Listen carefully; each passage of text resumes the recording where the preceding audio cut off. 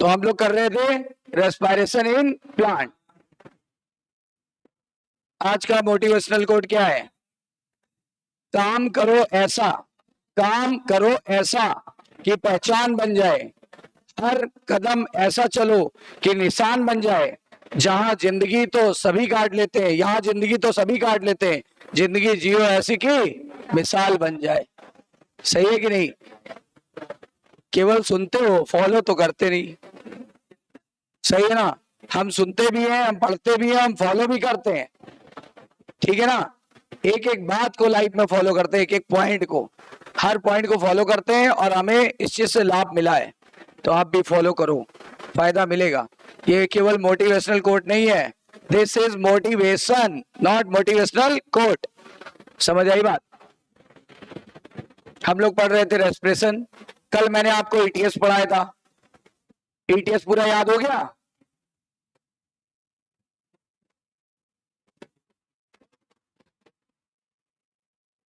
ETS में कितने complex involve हुए थे? 5 मोबाइल कॉम्प्लेक्सेस के नाम, साइटोक्रोम सी और यूबिक्विनोन। इनर माइटोकॉन्ड्रियल मेम्ब्रेन के अंदर वाला यूबिक्विनोन और बाहर वाला साइटोक्रोम सी। सबसे छोटा साइटोक्रोम सी, सबसे छोटा था साइटोक्रोम सी। FADH2 से कौन निकालता था इलेक्ट्रॉन और हाइड्रोजन? सेकेंड। NADH2 से कौन निकालता था फाइनल इलेक्ट्रॉन और final hydrogen acceptor? Molecular O2 की एटॉमिक O2? मॉलिक्यूलर O2 की एटॉमिक O2। तो ये बात क्लियर है। ठीक है, ये एंजाइम का कॉम्प्लेक्स है कि नहीं है? कितने भाग है इसमें? ये क्या है और ये क्या है? राइट, समझ आ गई बात?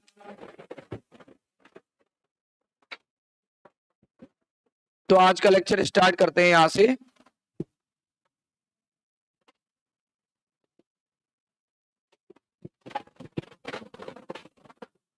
कल हम लोग ने बताया था, कल मैंने आपको बताया था कि किस तरीके से 38 एटीपी बने थे। ठीक है ना?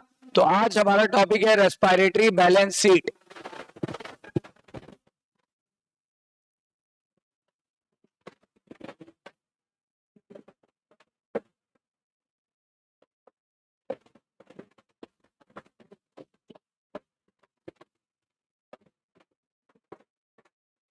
अब एनसीईआरटी ने कहा है कि जो भी हम रेस्पिरेशन में एटीपी का कैलकुलेशन करते हैं वो क्या होता है, वो एक सर्टेन एजम्पशन पे होता है।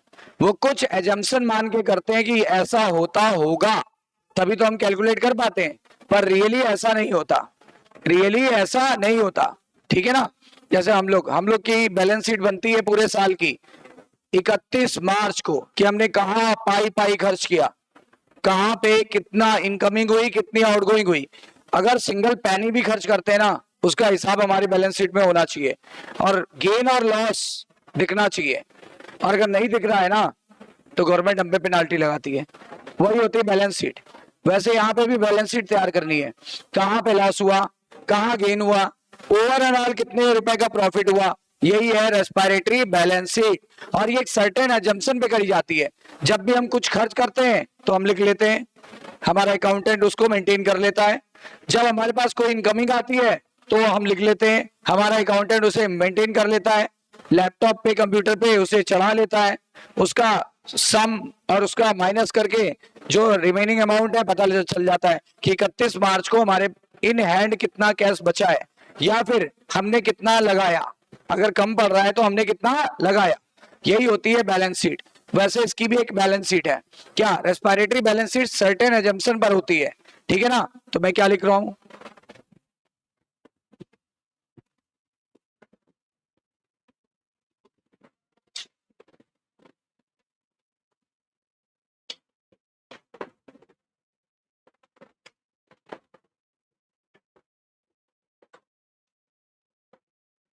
It is based on certain assumptions.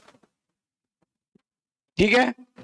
हम ये मान के चलते हैं कि ग्लूकोज का कंप्लीट ऑक्सीडेशन हो रहा है कि इनकम्प्लीट। क्या मान के चलते हैं? कंप्लीट ना? हमें हमें ये लगता है क्या, पहला हम ये मानकर चलते हैं, ये एजम्पशन बता रहे हैं, हम ये मानकर चलते हैं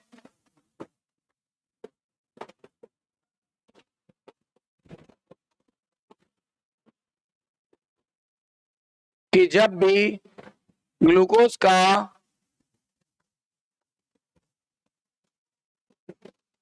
कंप्लीट ऑक्सीडेशन होता है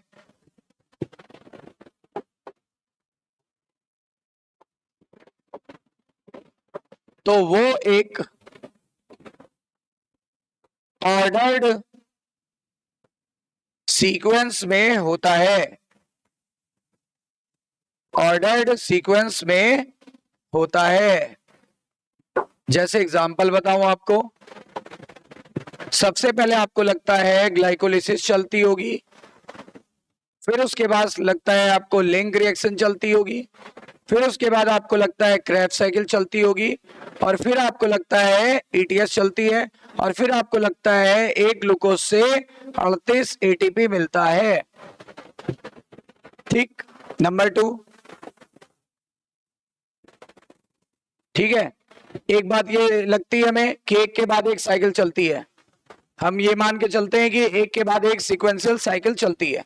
जैसे हमने आपको पहले ग्लाइकोलिसिस पढ़ाई, फिर लिंक रिएक्शन पढ़ाया, फिर क्रेब्स साइकिल पढ़ाई, फिर ईटीएस पढ़ाया, ये मान के चलते हैं ना। तो पहले तो हम ये मान के चलते हैं, फिर दूसरी बात हम ये मान के चलते हैं एक ग्लूकोज कंप्लीटली ऑक्सीडाइज हो रहा है, ग्लूकोज कंप्लीटली ऑक्सीडाइज हो रहा है, ठीक है ना। ग्लूकोज का मॉलिक्यूल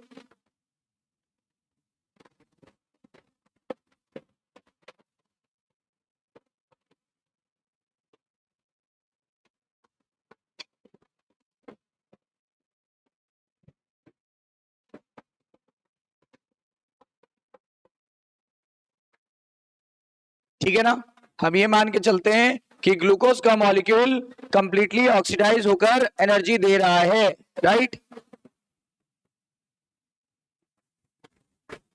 हम ये मान के चलते हैं कि एक ग्लूकोज का कंप्लीट ऑक्सीडेशन हो रहा है, और हम ये भी मान के चलते हैं कि जो ग्लाइकोलिसिस के दौरान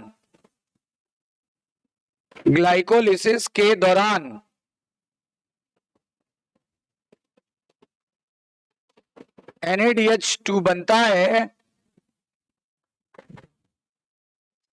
NADH2 बनता है, वो माइटोकॉन्ड्रिया में प्रवेश करके, यही होता था ना,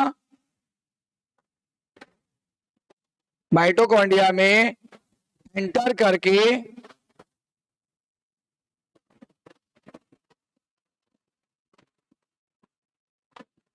ईटीएस द्वारा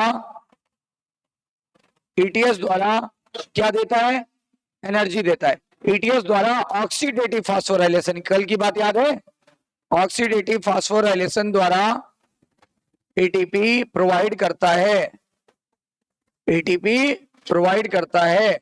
क्या ये बात समझ आ रही है कि जो ग्लाइकोलिसिस के दौरान NADH2 बना था, ये वाला NADH2 बना था, वो कहां प्रवेश कर गया, माइटोकॉन्ड्रिया में, और क्या दिया उसने, एनर्जी। एक NADH2 से कितनी एनर्जी मिलती है, 3 एटीपी, और प्रोसेस का नाम क्या है, ऑक्सीडेटिव फास्फोराइलेशन। तो दो स्टेप क्लियर हो गए, दो स्टेप क्लियर हो गए। और हमें ये लगता है, क्या तीसरी बात हमें ये लगती है कि रेस्पिरेशन के दौरान कोई भी इंटरमीडिएट कंपाउंड नहीं बनता है। हम यही मान के चलते हैं ना कि रेस्पिरेशन के दौरान कोई इंटरमीडिएट कंपाउंड नहीं बनता, मतलब कोई नया कंपाउंड नहीं बनता। रेस्पिरेशन के दौरान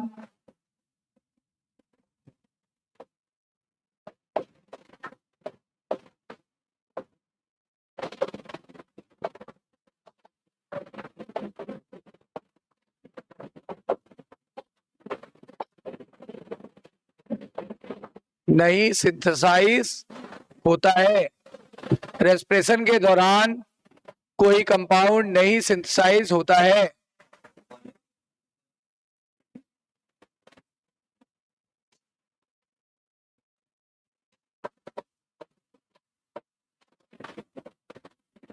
और आखिरी point, only Glucose is oxidized. Only glucose is oxidized. No, यानी other respiratory substrate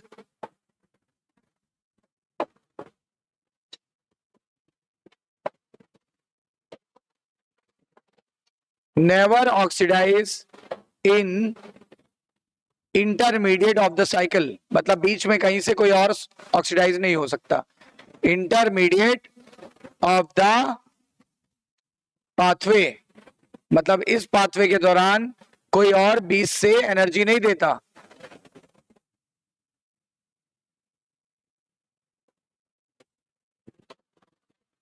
Only glucose is oxidized. Other respiratory substrate never oxidize in intermediate of the pathway.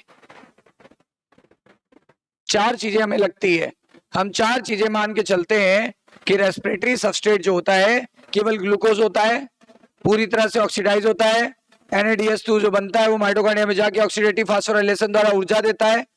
फिर हमें ये लगता है कि कोई भी इंटरमीडिएट कंपाउंड नहीं बनता, और हमें ये भी लगता है कि केवल ग्लूकोज ऑक्सीडाइज होता है, कोई अदर सबस्ट्रेट बीच में से पाथवे को स्टार्ट नहीं कर सकता. लेकिन ये सारी सच्चाइयां गलत हैं, ये रियलिटी नहीं है. नोट, above assumption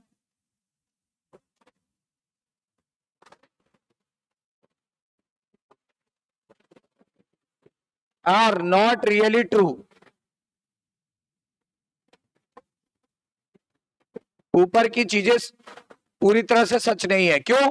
क्योंकि सभी साइकिल, सभी पाथवे, साइकिल नहीं बोल सकते, सभी पाथवे साइमल्टेनियस चलते हैं. साइमल्टेनियस के एक के बाद एक नहीं, एक के बाद एक हम मान के चलते थे, पर बॉडी में सारी साइकिल एक साथ चल रही है, सारे पाथवे एक साथ चल रहे हैं.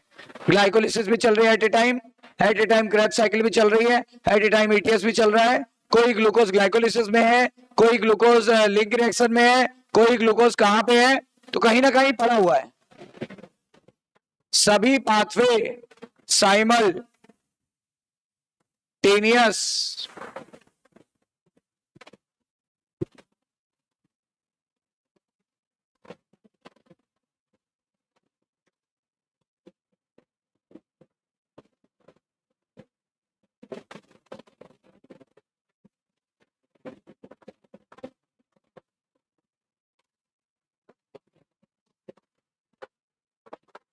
सभी पाथवे साइमल्टेनियस चलते हैं, एक के बाद एक नहीं चलते, एक के बाद एक नहीं चलते.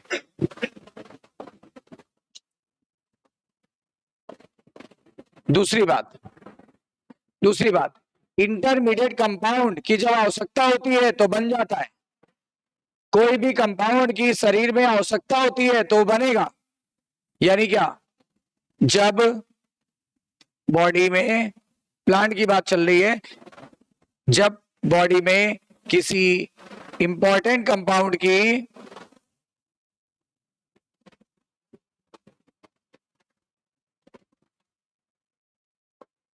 नीड होती है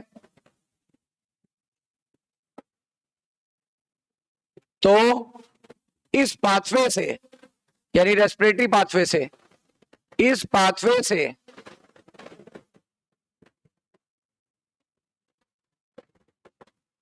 केमिकल निकालकर, इस पाथवे से केमिकल निकाल लेंगे, कोई भी निकाल कर नया केमिकल बना लिया जाता है. नया केमिकल, ये देखो लिखा, आपने लिखा था कि नहीं सिंथेसाइज होता है, यहां लिख रहे हैं सिंथेसाइज होता है.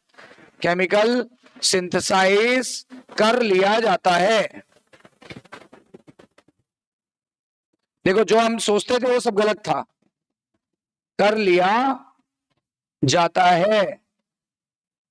क्या क्या सोचते थे हम? सोचते थे, देखो क्या क्या सोचते थे हम. सोचते थे कि ये साइकिल एक के बाद एक चलती है, जबकि ऐसा नहीं है, सारे पाथवे एट ए टाइम चल रहे हैं. आप पूछिए सर आपकी बॉडी में क्या चल रहा है, मैं बोल रहा हूं किसी सेल के अंदर ग्लूकोज ग्लाइकोलिसिस में होगा, तो किसी सेल के अंदर अभी लिंक रिएक्शन में होगा, तो किसी सेल के अंदर क्रैब्स साइकिल में होगा, तो किसी के अंदर ईटीएस में होगा, और कोई ग्लूकोज ऊर्जा दे चुका होगा।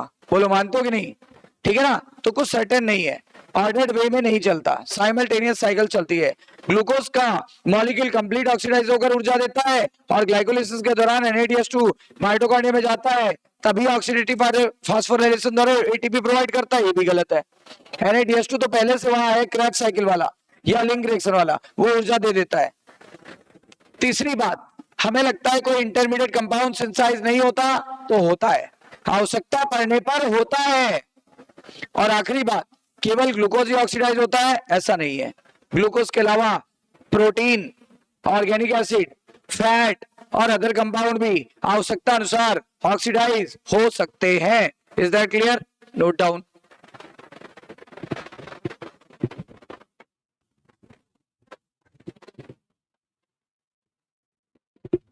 आगे बढ़ते हैं।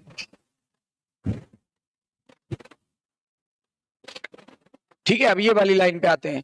हमें लगता है ग्लूकोज ही रेस्पिरेटरी सबस्ट्रेट की तरह काम करता है, तो गलत है। प्रोटीन, लिपिड यानी फैट और उसके अलावा ऑर्गेनिक कंपाउंड भी रेस्पिरेटरी सबस्ट्रेट की तरह काम कर सकता है, राइट? देखो, other respiratory substrate, other respiratory substrate भी पाथवे में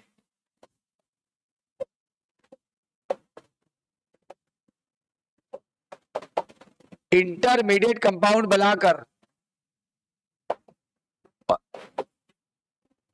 एंटर करके एनर्जी दे सकते हैं।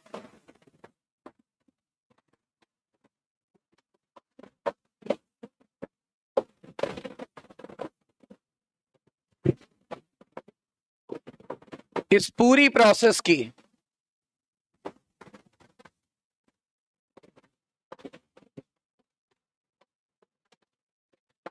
ब्यूटी व एक्सरसाइज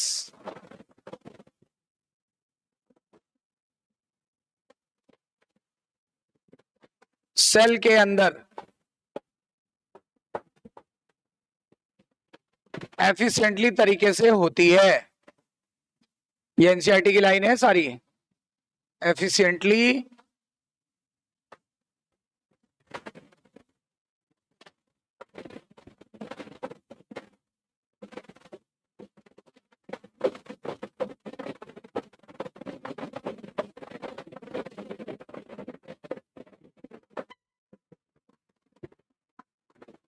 ठीक है, एफिशिएंटली तरीके से होती है।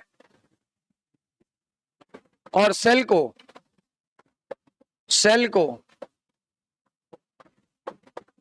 एनर्जी स्टोर करना भी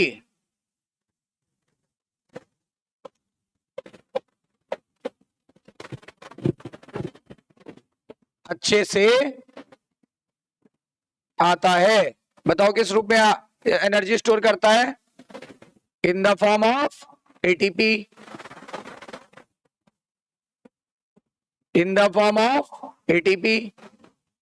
ये सब सेल को आता है।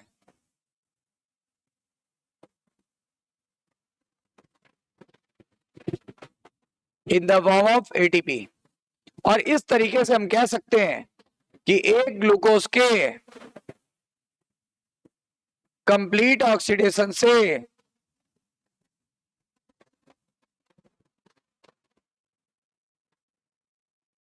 एक ग्लूकोज के कंप्लीट ऑक्सीडेशन से क्या मिलेगा?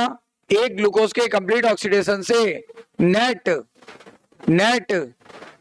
38 एटीपी का लाभ होता है।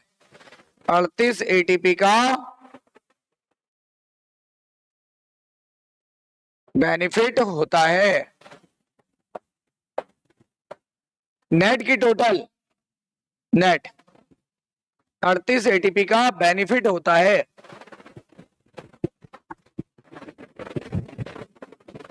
नेक्स्ट आगे,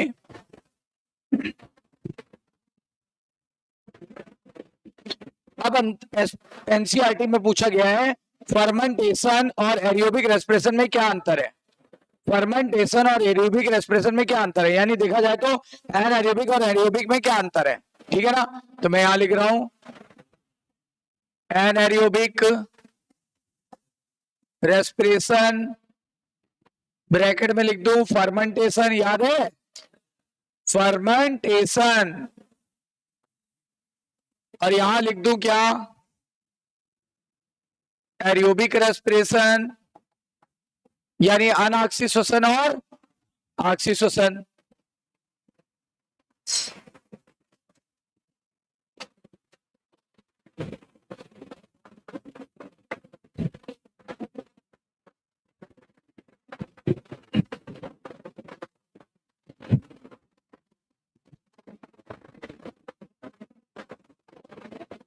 क्या अंतर है आइए देखते हैं, ठीक है, क्या अंतर है आइए देखते हैं।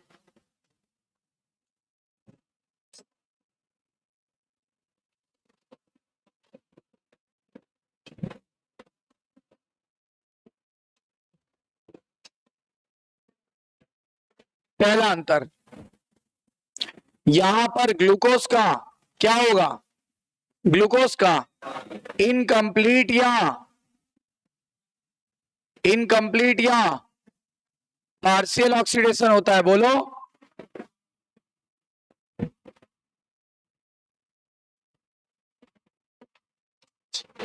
यहां पर क्या होगा, कंप्लीट ऑक्सीडेशन होता है।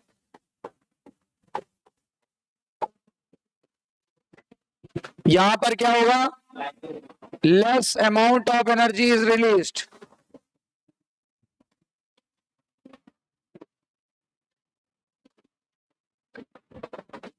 कितनी, ये आप बताओगे। केवल 2 एटीपी का नेट प्रॉफिट होता है, ठीक है। यहां कितना होता है, लेस का उल्टा large amount of energy is released.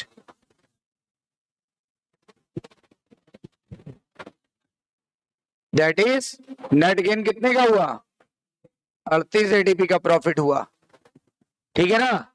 और क्या होगा, यहां पर लास्ट प्रोडक्ट क्या बनेगा, लास्ट प्रोडक्ट बनेगा कोई ना कोई ऑर्गेनिक कंपाउंड प्लस CO2 निकल भी सकता है और नहीं भी निकल सकता है, सही है ना, याद आ रहा है। यहां पे क्या होगा, यहां पे लास्ट प्रोडक्ट बनेगा, क्या बनेगा बताओ, CO2 प्लस वाटर। और एक अंतिम बात, यहां पर NaDH2 को स्लोली ऑक्सीडाइज किया जाता है, फर्मेंटेशन में स्लोली ऑक्सीडाइज होता है, और यहां पर वाइग्रसली ऑक्सीडाइज किया जाता है, NaDH2 को वाइग्रसली।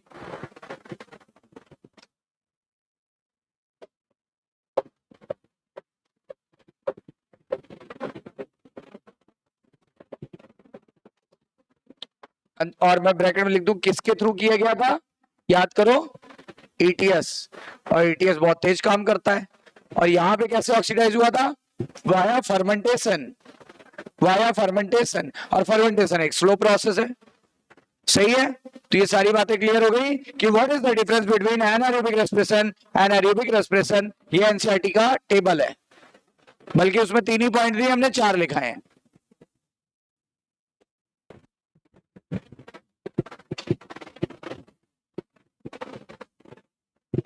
तो हमारी टॉपिक है एम्फीबोलिक पाथवे।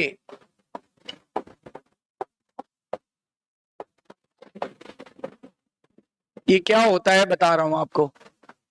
देखो, हमने देखा था कि ग्लूकोज सबसे फेवर्ड रेस्पिरेटरी सबस्ट्रेट है। हमने देखा था, क्या देखा था, जो देखा था वो बताओ, कि ग्लूकोज सबसे फेवर्ड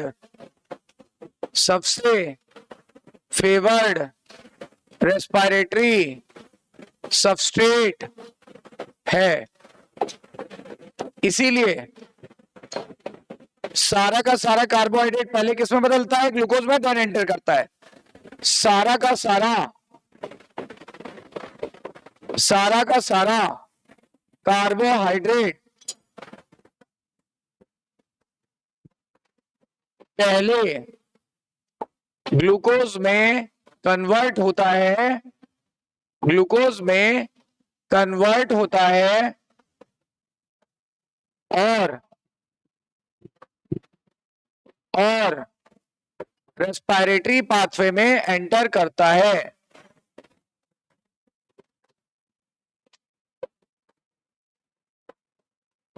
रेस्पिरेटरी पाथवे में एंटर करता है। सारी लाइनें एनसीईआरटी की है, पर मैंने उसको बाइलिंगुअल कर दिया है, थोड़ा आसान कर दिया है, चीजें अपनी भाषा में हो, आराम से याद हो जाती हैं। क्वेश्चन आ जाएगा, आराम से सॉल्व हो जाएगा। ठीक है ना? सेलेक्ट होने के लिए जितना सरल हो उतना सरल पढ़ना चाहिए, जितना सिंपल हो उतना सिंपल पढ़ना चाहिए। राइट? अब क्या बोला गया? इसका मतलब केवल ग्लूकोज ही ऑक्सीडाइज होता है?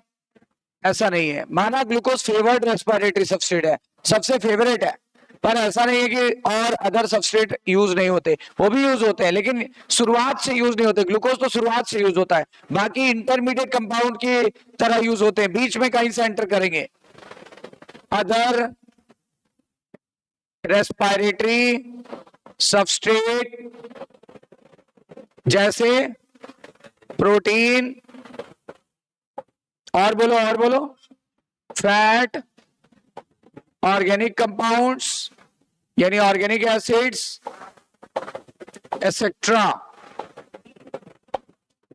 भी रेस्पिरेटरी पाथवे में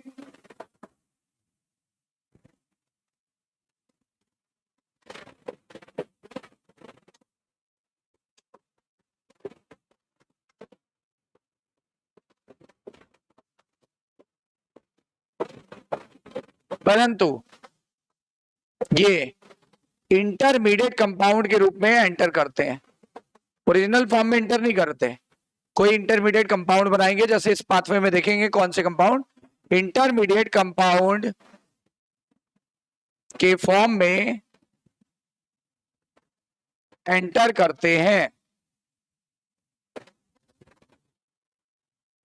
जैसे एग्जांपल बताऊं मैं आपको, फैट जो होता है दो भागों से मिलकर बना होता है। आप बताओगे फैट किन दो भागों से मिलकर बना होता है? हाँ, फैटी एसिड और ग्लिसरॉल। फैटी एसिड और ग्लिसरॉल, बिल्कुल ठीक है, वेरी गुड। फैटी एसिड और ग्लिसरॉल। तो ये जो फैटी एसिड है ना, ये धीरे धीरे धीरे धीरे धीरे धीरे एसिटाइल को एंजाइम में बदल जाएगा। अब बताओ, एसिटाइल को एंजाइम में अगर बन गया तो क्रैच साइकिल नहीं चालू हो जाएगी? क्रैच साइकिल के बाद ईटीएस नहीं चालू हो जाएगा? ईटीएस के बाद एनर्जी नहीं मिल जाएगी? मिल जाएगी। बोलो सही है कि नहीं है? कंफर्म है ना? इसी तरह जो ग्लिसरॉल है ये डीएचएपी में बदल जाएगा। डीएचएपी याद है? Di hydroxy acetone phosphate. अरे पागल का भाई डपली, पागल का भाई डपली, पीजीएल का भाई डीएचएपी। तो ये किसमें बदल गया? ये पागल में बदल गया। देखो इंटर कन्वर्टेबल था, पीजीएल में बदल गया। पीजीएल से पायरुविक एसिड बन जाएगा। एक बार पायरुविक एसिड बना नहीं कि एसिटाइल को एंजाइम में बन जाएगा, और एसिटाइल को एंजाइम में बना नहीं कि क्रैच साइकिल चालू हो जाएगी, क्रैच साइकिल हुई नहीं कि ईटीएस हो जाएगा, ऊर्जा मिल जाएगी। देखो इससे भी ऊर्जा मिल गई, इससे भी ऊर्जा मिल गई, लेकिन शुरुआत से नहीं एंटर किए, बीच से एंटर किए। देखो ये कहां से एंटर किया? अरे बीच से मतलब किस कंपाउंड से? क्वेश्चन आया हुआ है। ये किस कंपाउंड से एंटर किया? एसिटाइल को एंजाइम में बन के एंटर किया। ये बताओ ये किस रूप में एंटर किया? डीएचएपी के रूप में एंटर किया, यानी ये क्रैच साइकिल में एंटर किया और ये ग्लाइकोलिसिस में एंटर किया। किया कि नहीं किया? बोलो भाई, नोट डाउन।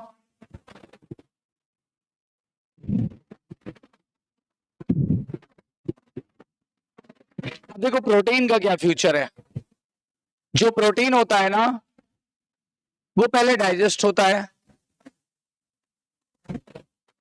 डाइजेशन के बाद बनता है अमीनो एसिड, आपको पता है प्रोटीन किस में डाइजेस्ट होता है? अमीनो एसिड्स में, राइट? प्रोटीन डाइजेस्ट होता था अमीनो एसिड्स में। अब जो अमीनो एसिड्स होता है फाइनली वो किस में कन्वर्ट हो जाता है? अमीनो एसिड जो होता है वो कन्वर्ट हो जाता है पायरुविक एसिड में। अरे एक बार बताओ, पायरुविक एसिड बन गया तो एसिटाइल को एंजाइम में बन जाएगा, नहीं बन जाएगा? एसिटाइल को एंजाइम में बन गया तो क्रैब्स साइकिल चालू हो जाएगी। क्रैब्स साइकिल चालू हो गई, ईटीएस हो जाएगा। ईटीएस हो गया, एनर्जी मिल गई। देखो इससे भी एनर्जी मिल गई। कोई ऑर्गेनिक कंपाउंड होता है, कोई ऑर्गेनिक एसिड होता है जैसे सक्सिनिक एसिड, तो वो डायरेक्ट एंटर कर जाएगा। याद करो बीच में सक्सिनिक एसिड बना था, सक्सिनिक एसिड बना था कि नहीं?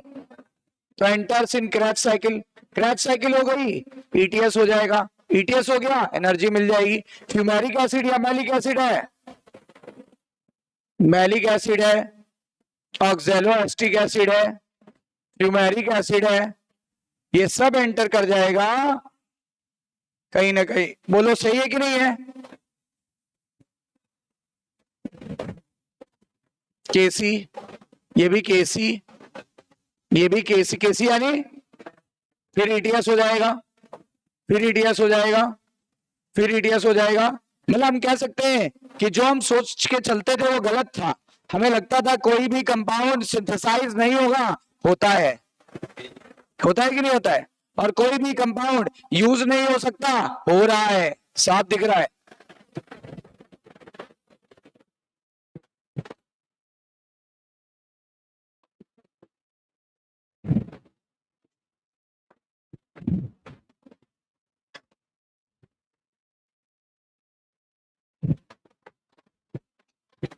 सारी बातें क्लियर?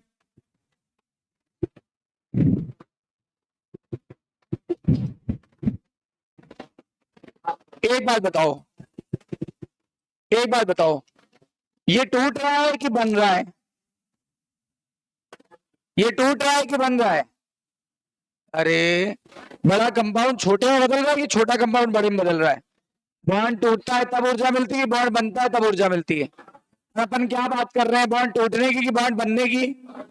तो बॉन्ड टूट रहा है ना, फैट सिंपल कंपाउंड में बदल रहा है, प्रोटीन भी सिंपल कंपाउंड में बदल रहा है, ऑर्गेनिक एसिड भी सिंपल कंपाउंड में। सबका लास्ट प्रोडक्ट बनेगा CO2 प्लस वाटर। ठीक है, CO2 प्लस वाटर। तो बताओ ये जितनी भी अबव रिएक्शन थी, above reaction at this time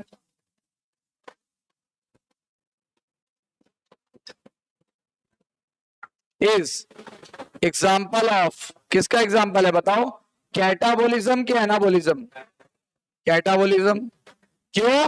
क्योंकि मैं लिख दूं, क्योंकि कॉम्प्लेक्स मॉलिक्यूल, क्योंकि कॉम्प्लेक्स मॉलिक्यूल्स कन्वर्ट हो रहा है सिंपल मॉलिक्यूल्स में।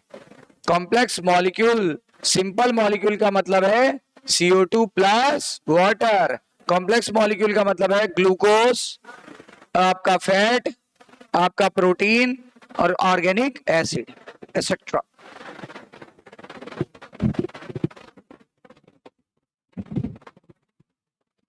सारी बातें क्लियर हैं? इस समय हमारी रिएक्शन कैटाबोलिक है।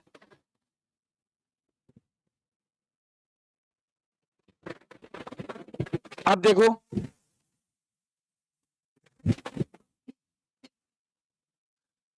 हम आपको एक चीज याद दिलाना चाहते हैं। ये ग्लूकोज है, एनसीईआरटी की बात है। ये ग्लूकोज 6 फॉस्फेट में बदलेगा। हम छोटा छोटा लिखे फ्रक्टोज 1,6 बाई फॉस्फेट में बदलेगा। हम अगर आगे लिखे तो DHAP और PGL में बदल जाएगा। कुछ याद आया? DHAP और PGL में बदल जाएगा। फिर बदल जाएगा पायरुविक एसिड में बदल जाएगा। फिर बदलेगा एसिटाइल कोएंजाइम A में। फिर बदलेगा, फिर जाएगा क्रैब्स साइकिल में। क्रैब्स साइकिल से CO2 निकल जाएगी। लास्ट में इसके बाद वाटर निकल जाएगा और साथ में हमें मिल जाएगी बहुत सारी ATP। ग्लूकोज से 38 ATP मिलती है। पर ध्यान दीजिएगा, अभी जो बातें बताई हैं वो भी लिख लेते हैं।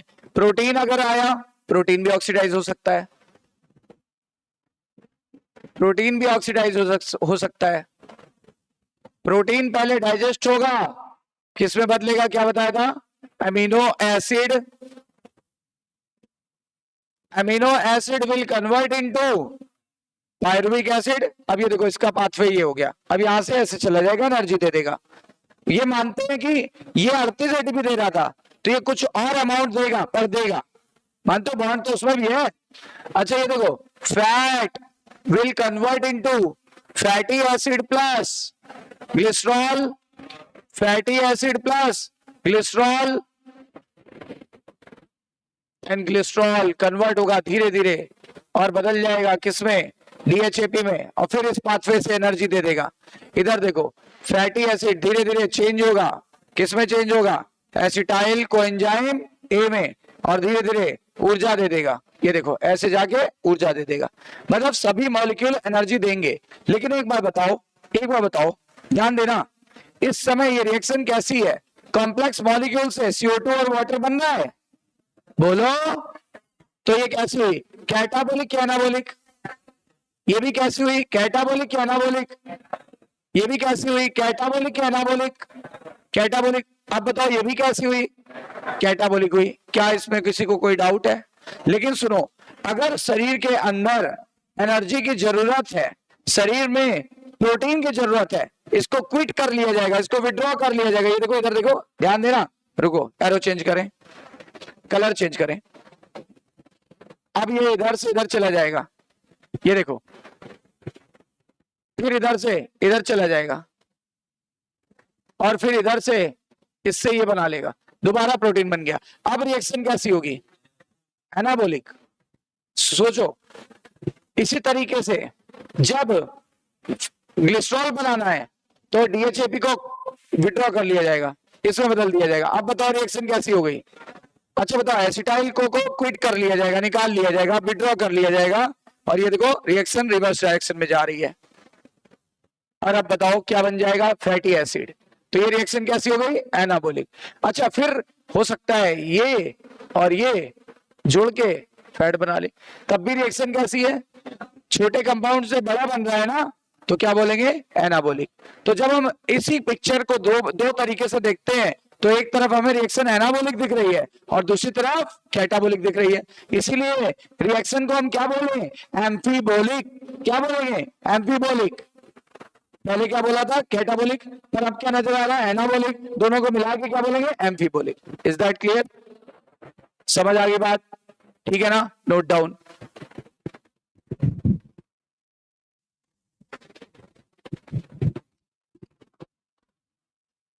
अब देखो, जब फैटी एसिड या ग्लिसरॉल बनाने की, ग्लिसरॉल की नीड होती है, तब रेस्पिरेटरी पाथवे से कंपाउंड निकालकर, तब रेस्पिरेटरी पाथवे से कंपाउंड निकालकर इनका सिंथेसिस करा लिया जाता है, इनका सिंथेसिस करा लेते हैं। जैसे देखो, मैं बता रहा हूं, डीएचएपी को निकाल लिया गया और बदल दिया गया किसमें, ग्लिसरॉल में। इसी तरह से एसिटाइल को एंजाइम ए को निकाल लिया गया और धीरे धीरे बदल दिया गया किसमें, फैटी एसिड में। कभी कभार हो सकता है कि फैट बनाना हो तो इन दोनों को जोड़ के फैट का निर्माण कर दिया जाएगा। ठीक इसी प्रकार, ठीक इसी प्रकार, ठीक इसी प्रकार क्या हो जाएगा, ठीक इसी प्रकार किसकी सिंथेसिस हो जाएगी, प्रोटीन की नीड के समय, प्रोटीन की नीड के समय पायरुविक एसिड को विड्रॉ करके, पायरुविक एसिड विड्रॉ कर लेंगे ना, विड्रॉ करके अमीनो एसिड में बदल दिया जाता है, अमीनो एसिड में बदल दिया जाता है, अमीनो एसिड में कन्वर्ट कर देते हैं और फिर प्रोटीन की सिंथेसिस हो जाती है, प्रोटीन की सिंथेसिस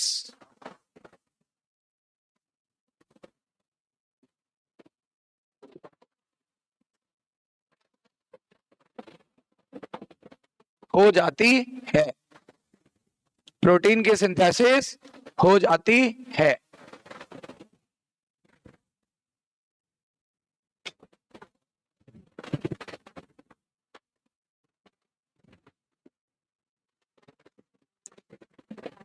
इस समय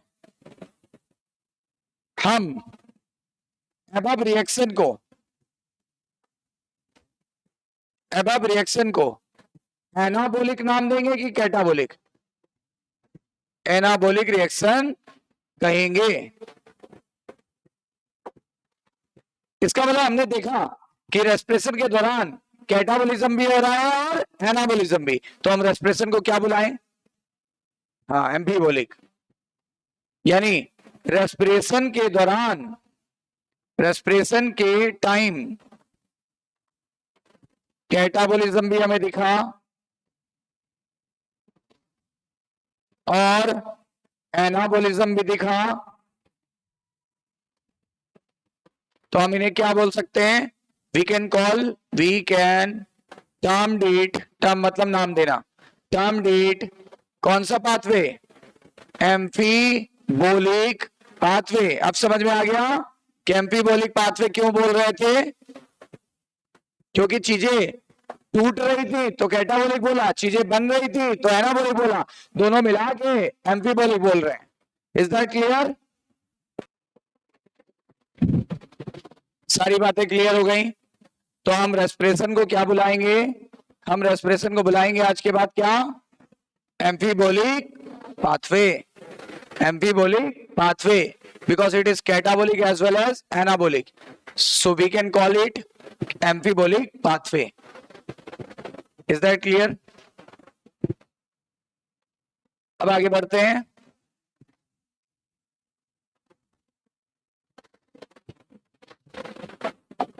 एक क्वेश्चन और फिर उसका answer. Which of the following pathway is known as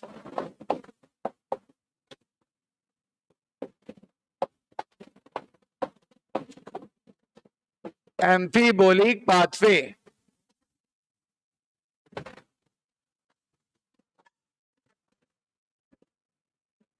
कौन सा पाथवे एम्फीबोलिक पाथवे कहलाता है? और क्वेश्चन मार्क। पहला ऑप्शन, दूसरा ऑप्शन, तीसरा ऑप्शन और चौथा ऑप्शन। पहला ऑप्शन है हमारा ग्लाइकोलिसिस, दूसरा ऑप्शन है हमारा लिंक रिएक्शन, तीसरा ऑप्शन है हमारा क्रेब्स साइकिल, चौथा ऑप्शन है हमारा ईटीएस। तो क्या करेक्ट आंसर होगा? Krebs cycle. This is the correct answer. अगर ऐसा आ जाए तो ये बेस्ट ऑप्शन होगा। क्रेब्स साइकिल को एम्फीबोलिक बोलना ज्यादा उचित होगा क्योंकि सारी साइकिलें वहीं से लगभग कनेक्टेड होती है, मोर और लेस। याद करो ज्यादातर कंपाउंड कौन सा कॉमन था? एक क्वेश्चन और, which compound is common? Which compound is common among fat, glucose and protein metabolism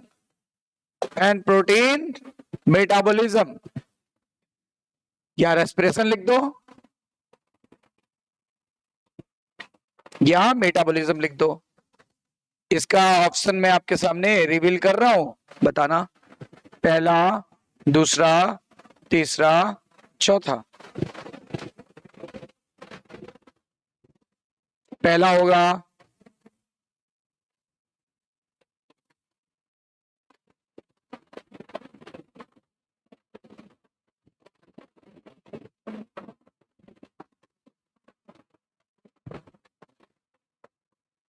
बताओ क्या आंसर होगा, क्या होगा?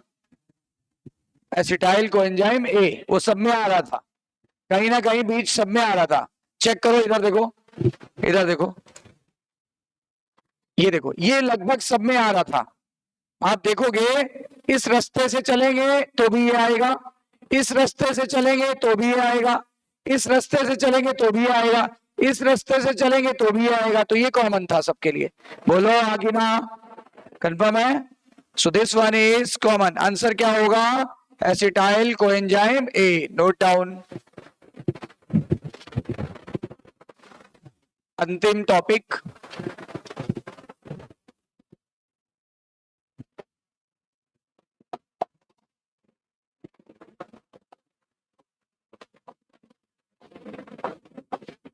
रेस्पिरेटरी क्विसेंट, शॉर्ट में बोलते हैं आरक्यू। आप जानते हो कि एरोबिक रेस्पिरेशन के दौरान, एरोबिक रेस्पिरेशन में O2 यूज होता है और CO2 रिलीज होता है, नहीं होता?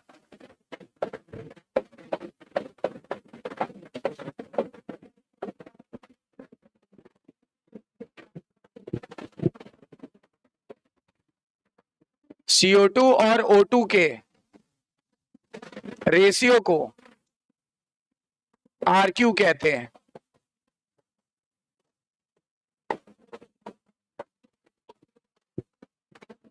एग्जाम्पल, RQ बराबर volume of CO2 released, volume of CO2 released upon volume of O2 used. और ये RQ हर रेस्पिरेटरी सबस्ट्रेट के अकॉर्डिंग बदलता रहता है। The value of RQ is variable according to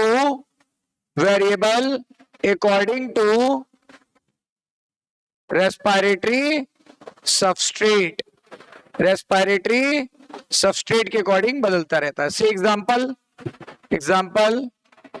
carbohydrate की बात करें तो इसमें आएगा ग्लूकोज। ग्लूकोज की बात करें, ग्लूकोज हमने पढ़ा है अभी C6H12O6 प्लस 6 O2 चाहिए, एरो बनाया, 6 CO2 निकलेगा और 6 वाटर के मॉलिक्यूल निकलेंगे प्लस एनर्जी निकलेगी। यू नो वेरी वेल वो कितनी थी? एटीपी वाइज देखोगे तो 38 और अगर ऐसे देखेंगे तो 686 kilo calorie. Is that clear? इसके लिए अगर अपन RQ निकालते हैं तो देखो 6 मॉलिक्यूल CO2 का निकला अपॉन 6 मॉलिक्यूल O2 का यूज हुआ, तो 6/6 क्या हो जाएगा? 6/6 कितना हो जाएगा? 1। तो देखो RQ आ गया 1। RQ फॉर कार्बोहाइड्रेट कितना आता है? 1। Is that clear? RQ for carbohydrate is 1।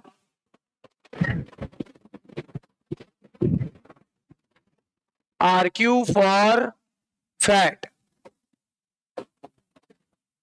जैसे हमने ले लिया 2 मॉलिक्यूल ट्राइपामिटिन के,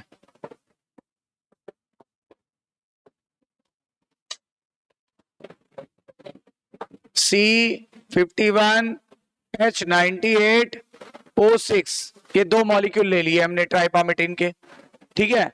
प्लस इसको चाहिए 145 O2, 145 और ये देगा 102 CO2 और 98 मॉलिक्यूल वाटर और प्लस देगा energy.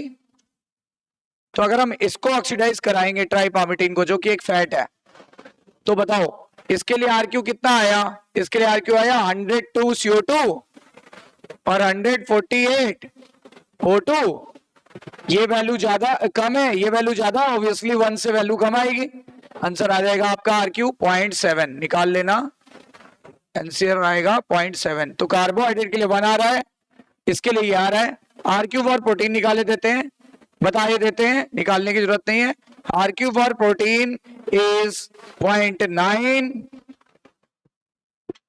Are Q of mix diet, R Q for mix diet यानी सब कुछ मिला के खाएं, mix diet is 0.85, RQ for organic acid, organic acid is RQ for organic acid is more than 1। इसमें भी अलग अलग कभी कभी पूछ लेता है। मैलिक एसिड के लिए पूछे तो आंसर आएगा 1.33, ऑक्सैलिक एसिड के लिए पूछे आंसर आएगा 4। तो देखो एक से ज्यादा आएगी वैल्यू। और एक केस और बता देते हैं, बड़ा इंपॉर्टेंट है।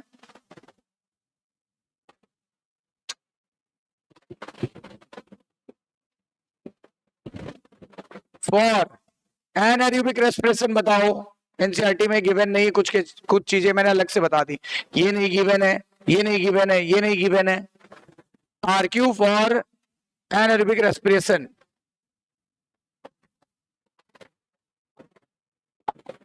बताओ एनारोबिक रेस्पिरेशन में CO2 तो निकल सकता है पर ऑक्सीजन यूज नहीं होगी। तो मैंने ऊपर की वैल्यू तो CO2 मान ली, कुछ भी निकलेगा, 1 मॉलिक्यूल, 2 मॉलिक्यूल, 10 मॉलिक्यूल, 20 मॉलिक्यूल, नीचे तो कुछ भी यूज नहीं होगा, O2 तो यूज ही नहीं होगा। तो बताओ समथिंग अपॉन 0 बराबर क्या आ जाएगा आरक्यू? समथिंग अपॉन 0 बराबर इनफाइनाइट, इनफाइनाइट, दिस वन आ जाएगा इनफाइनाइट। कहां पे? अच्छा वहां पे गलत लिख गया, कोई नहीं, सही कर लो, जल्दीबाजी में लिख दिया होगा। 145। तो ये हो गया आपका क्या? Infinite. RQ for anaerobic respiration is infinite because CO2 तो निकलेगा पर ऑक्सीजन यूज नहीं होगा।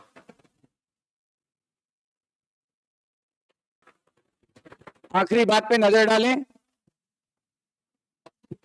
क्या? प्योर विम, विम यानी very important, pure protein and pure fat never act as, NCERT की आखिरी लाइन है, एक्ट एज रेस्पिरेटरी सबस्ट्रेट। इसका आंसर आएगा क्यों, मतलब क्वेश्चन पूछा गया क्यों, तो आंसर मैं बता देता हूं। क्योंकि ये बहुत ही कॉम्प्लेक्स है कि बहुत ही सिंपल है, पहले बताओ। बोथ आर कॉम्प्लेक्स मॉलिक्यूल के सिंपल मॉलिक्यूल? कॉम्प्लेक्स मॉलिक्यूल है, इसी कारण इमीडिएट एनर्जी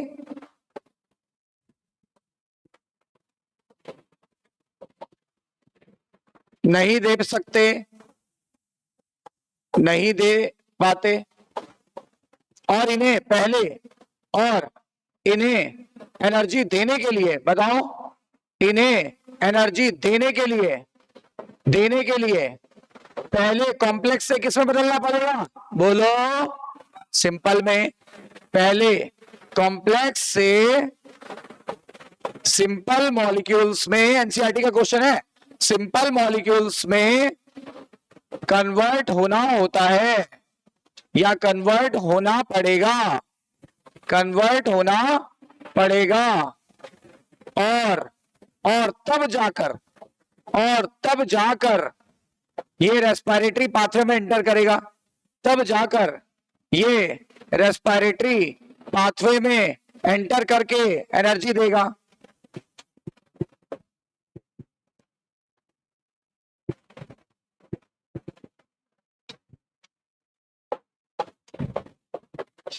एग्जाम्पल बता दें, याद करो, बता तो चुका हूं।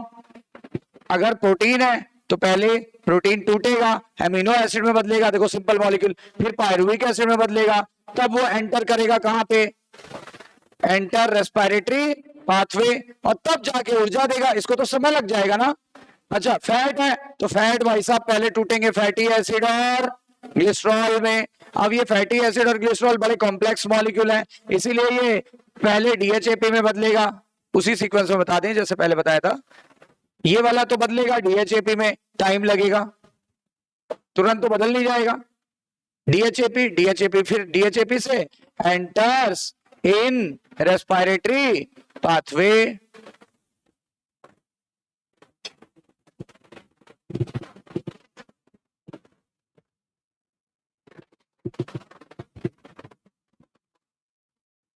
ये बदलेगा, गलत उल्टा कर दिया मैंने, ये एरो इधर लगना चाहिए, कोई नहीं, ये एरो इसके लिए था, इसके लिए एरो इधर लगा देते हैं।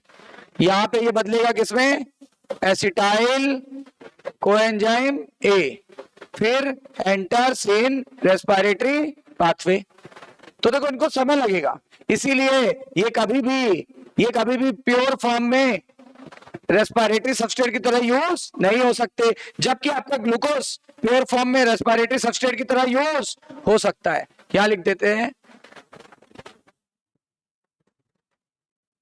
ग्लूकोज, प्योर ग्लूकोज,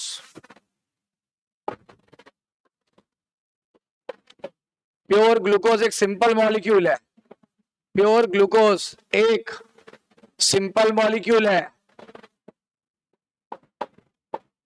जो डायरेक्ट रेस्पिरेटरी सबस्ट्रेट की तरह कार्य कर सकता है, जबकि प्योर फैट और प्योर प्रोटीन नहीं कर पाते। क्यों, रीजन नीचे है, रीजन नीचे दे दिया। और प्योर ग्लूकोज पूछा जाए तो प्योर ग्लूकोज रेस्पिरेटरी सबस्ट्रेट की तरह काम कर लेगा। Is that clear?